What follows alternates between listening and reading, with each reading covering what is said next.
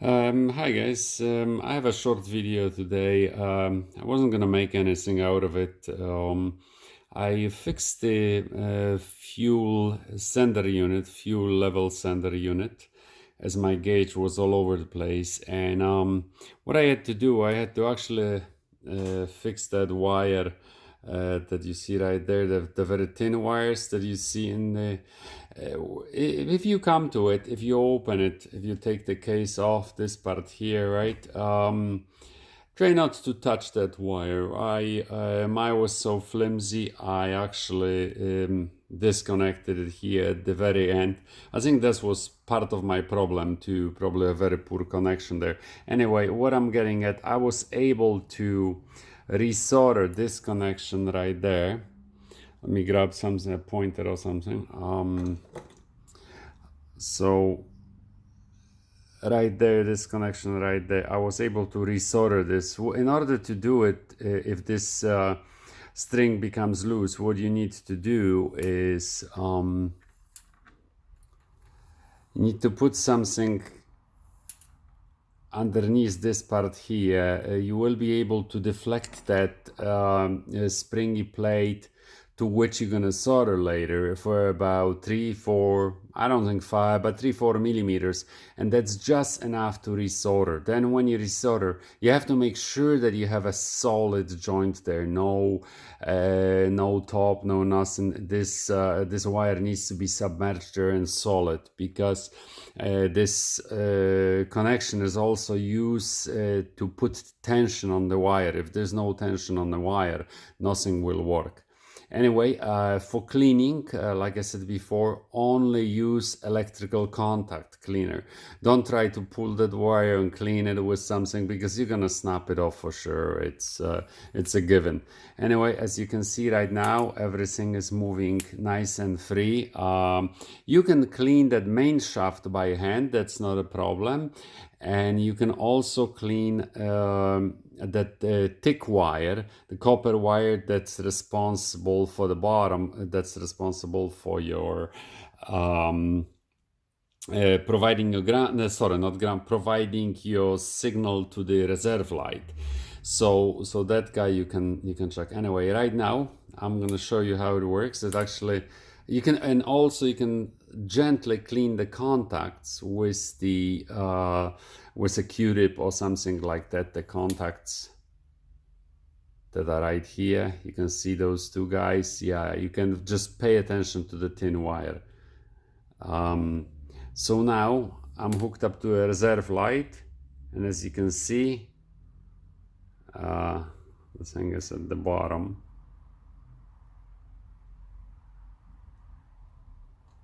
Sorry, I have to watch not to. Where am I? Oh, here. Okay, sorry. I'm at the bottom, and there's almost no resistance now. Clean path to the light. Light will go on. Now as the slider goes up, right away we open that circuit, light goes off, right, when the fuel is in the tank. Now we will switch right here, sorry, switch the connection to the gauge. Right, so see, I'm just so scared of knocking those wires off again. Anyway,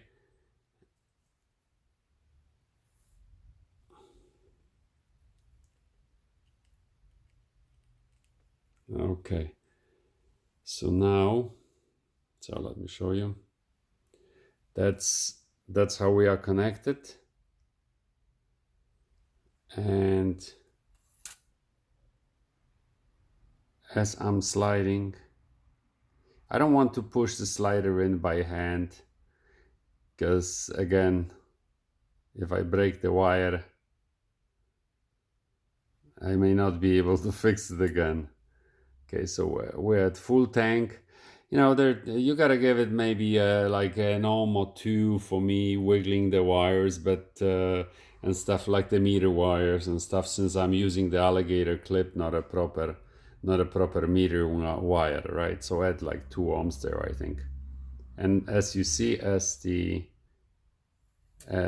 slide goes down, as the float goes down, we go to a full resistance of 6970 ohm, just shy of 70, I guess, with those. And then again, going to the full tank, the resistance is being lowered. Okay, 4 ohms, so that's 2 ohms.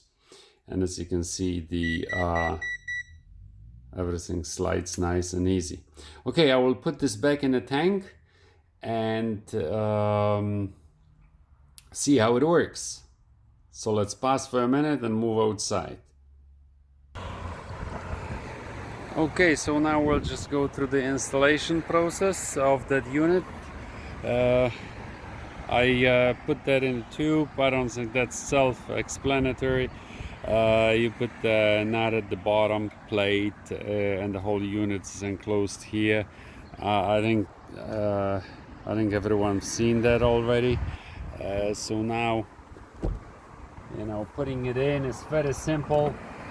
All right, all I do is just slide that in.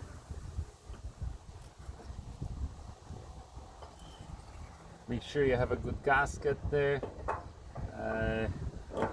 I think looks like it was replaced at some time because the rubber is still nice and soft.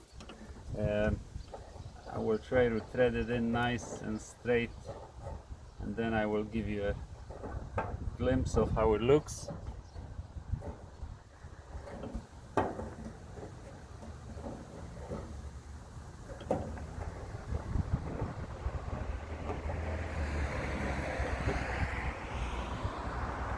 Okay, so we got the socket. This is 46 mil.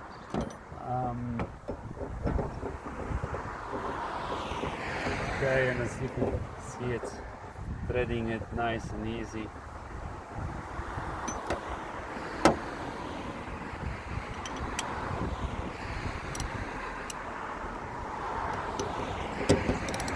No, there's no need for that size of the ratchet. That's what I had handy for that socket. So okay, it feels like it's tight. Don't go crazy here. Okay, then just put the cap on it, although I will still vacuum around here, so I'm not gonna put the cap in at this point, but the plug is on the side. Right, so let's go like that. And let's see how it works. Let's see what we get on the gauge at the moment. The tank is, I would say, 3/4 full, maybe even a little more.